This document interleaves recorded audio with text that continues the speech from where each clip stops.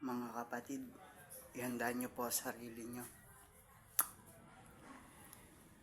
Ito po kasi yung pamana ko sa tatlo na tropa ko na tunay na kahit anong gawing paninira sa akin, hindi nyo masisiraan yan tatlong yan. Kaya ito lang po yung may papamana ko sa kanilang tatlo.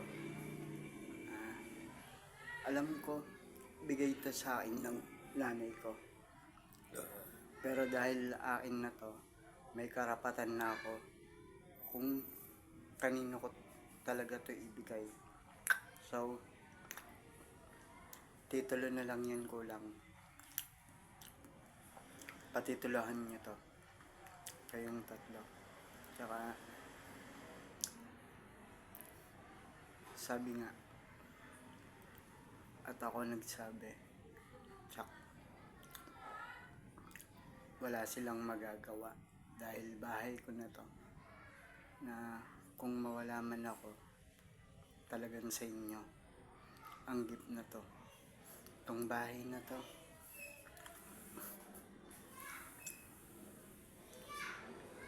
Patituloyan nyo na lang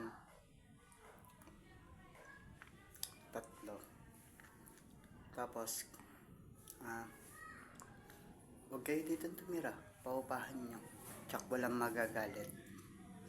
Inyo na to. Dahil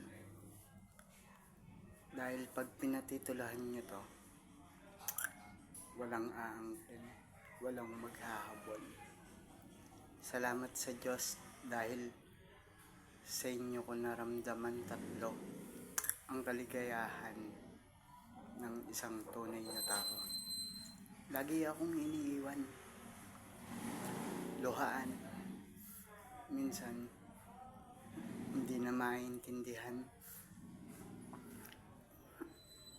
pero dahil sa inyong tatlo,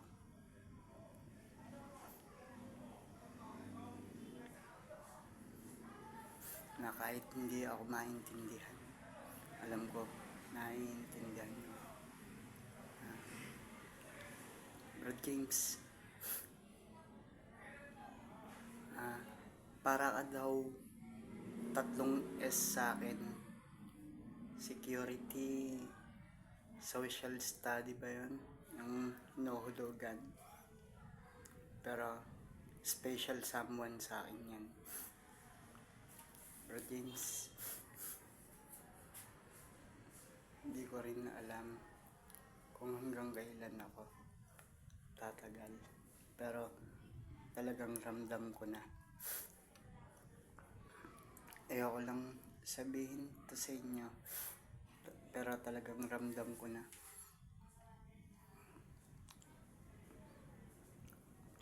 Pasensya na sa ugali ko.